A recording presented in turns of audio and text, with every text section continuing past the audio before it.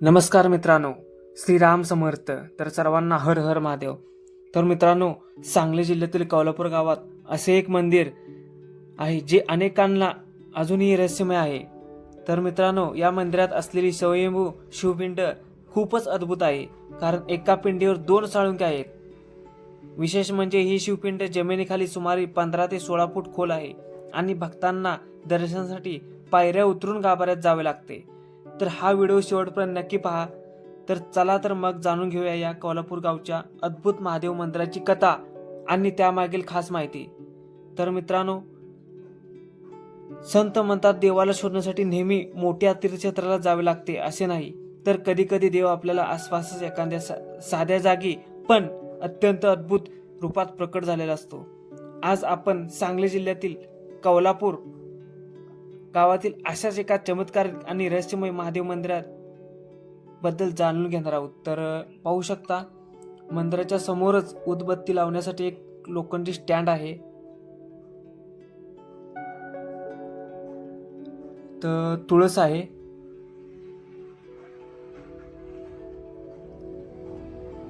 तर मंदिराचा परिसर असा भव्य दिव्य आहे, पाहू शकता तुम्ही.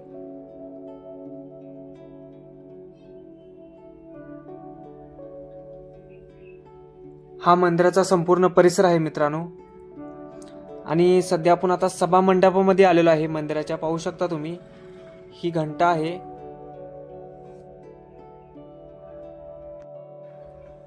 तर मित्रांनो, पाहू शकता हा मंदिराच्या बाजूचा हा परिसर आहे. तर मित्रांनो, या मंदिराची सर्वात मोठी खासियत म्हणजे येथे असलेले स्वयंभू शिवपिंड, म्हणजेच एका पिंडीवर 2 साळुंके आहेत. महाराष्ट्रात अशा प्रकारची शिवपिंड फारच दुर्मिळ मानली जाते. महाराष्ट्रात अशा 2 ठिकाणी अशा शिवपिंड आहेत, एक शिखर शिंगणापूरला आणि दुसरी कोल्हापूर या गावामध्ये. तर पाहू शकता मंदिराचा स्वच्छ सुंदर असा परिसर.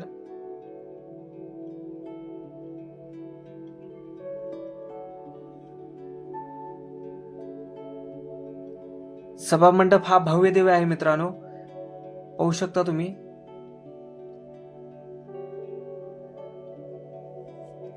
तर मित्रांनो, हे मंदिर जिल्हा सांगली कोल्हापूर या गावामध्ये आहे. तर सध्या आपण आता पायऱ्या उतरून खाली चाललेलो आहे, पाहू शकता तुम्ही मंदिरामध्ये. तर या मंदिराचे धार्मिक महत्व असे आहे की या मंदिराशी जोडलेले एक रोचक आख्यायिका देखील सांगितली जाते. तर पाहू शकता मंदिराच्या पालखी वरती ठेवलेली आहे देवाची, आणि समोर आपल्याला नंदी महाराज भेटतात.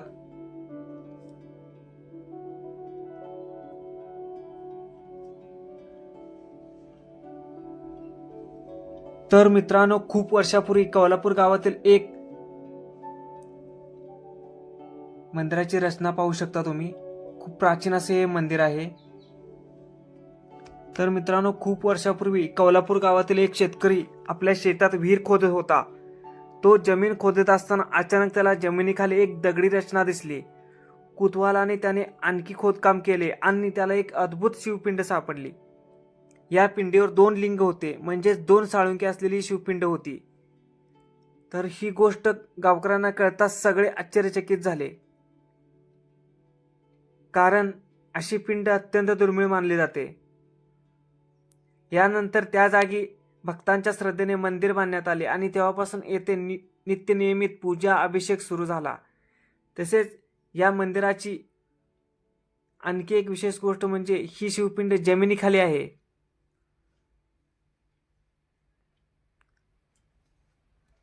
तर मित्रांनो, तुम्ही पाहत आहात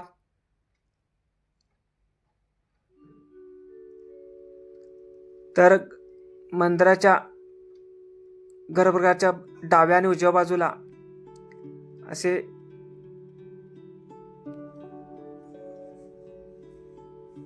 महादेवाची प्रतिमा आहे, पाहू शकता तुम्ही.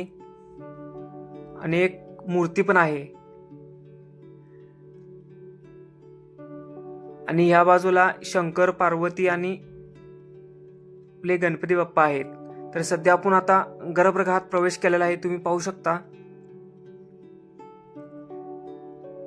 तर या मंदिराची आणखी एक विशेष गोष्ट म्हणजे ही पिंड जमिनीखाली आहे.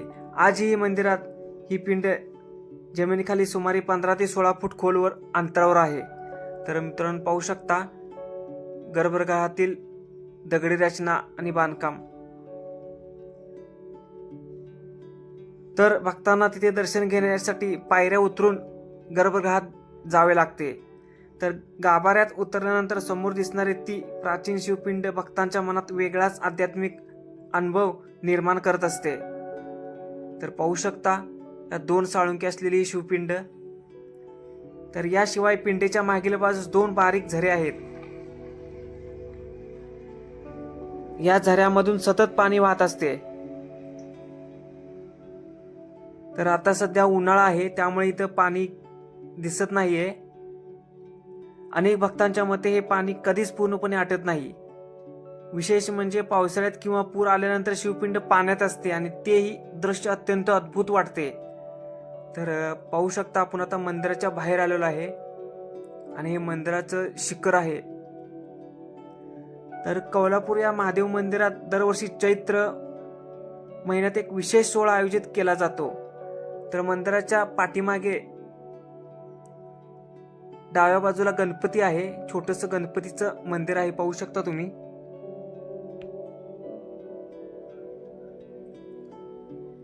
तर या दिवशी भगवान शंकर आणि माता पार्वती यांचा विवाह उत्सव मोठ्या भक्तिभावाने साजरा केला जातो.